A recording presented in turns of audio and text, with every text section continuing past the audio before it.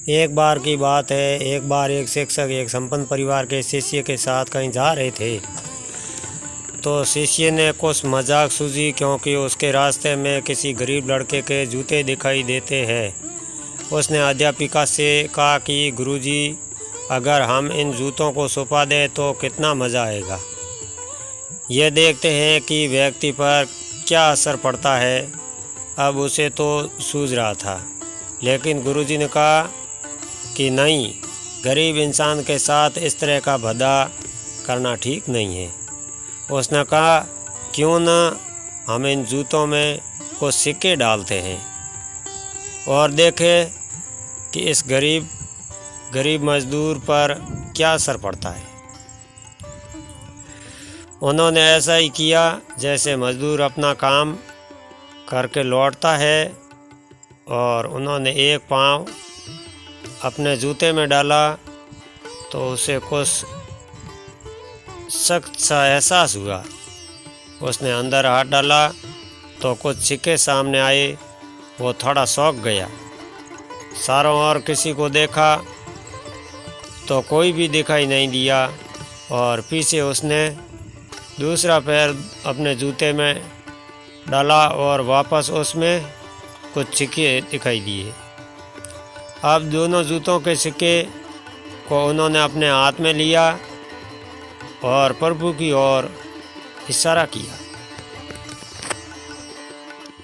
हे प्रभु, पता नहीं, भले ही मानुस ने ये सिक्के मेरे जूतों में छिपाए हैं, लेकिन जो भी छुपाए हैं उसे मेरी दुआ है, ताकि इन पैसों से मैं अपने बच्चों और पत्नी के लिए कुछ खाना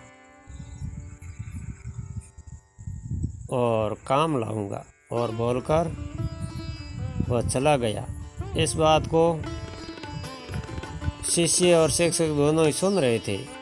अब शिक्षक ने शिष्य से पूछा कि अब मुझे बताता है कि शिष्य कैसा महसूस करता है तुम्हारा मजाक, या मेरा यह तरीका दिल को छू लेने वाला। हिंदी में मतलब, तो उसने कहा कि गुरुजी, मैं आपसे क्षमा चाहता हूँ। अब मुझे समझ आ गया है कि सच्ची खुशी किस चीज़ में होती है। जब किसी का मजाक उड़ाते हैं तो हमें कुछ पल का आनंद मिलता है, लेकिन इसे हमें बदुआ मिलता है।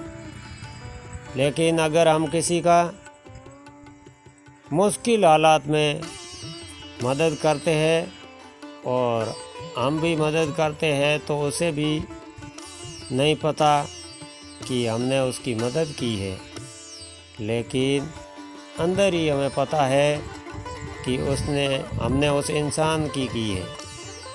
यही सच्ची खुशी है, जब हम दूसरों को खुशी देते हैं तो हमें सच्ची खुशी मिलती है। दिल को छू लेने वाली प्रेरक पंक्तियाँ हिंदी में इस तरह, खुशियाँ बांटते रहिए, लोगों की मदद करते रहिए और दान करते रहो। जैसे तुम भी काबिल हो, जितना भी आपसे पड़े दान करें, लेकिन दान ज़रूर करें। इसका मतलब यह नहीं है कि आपको कंसीरी या अनिवार्य रूप से इतने रुपए दान करने ही चाहिए, क्योंकि हर किसी की ज़रूरत अलग हो सकती है। अगर आप किसी संपत्ति का दान नहीं कर सकते तो कम से कम चीज़ों का दान कर ही सकते हैं। मुझे पूरी उम्मीद है कि ये दिल को छू लेने वाली कहानी है। आपको निश्चित रूप से हंसी लगी होगी। आपका कीमती समय देने के लिए दिल से धन्यवाद। कहानी पूरा सुनने के लिए आपको बहुत बहुत धन्यवाद। आप बने रहिए और इसी तरह अपना प्यार और आशीर्वाद बनाए रखें। ओके जी, गुड नाइट।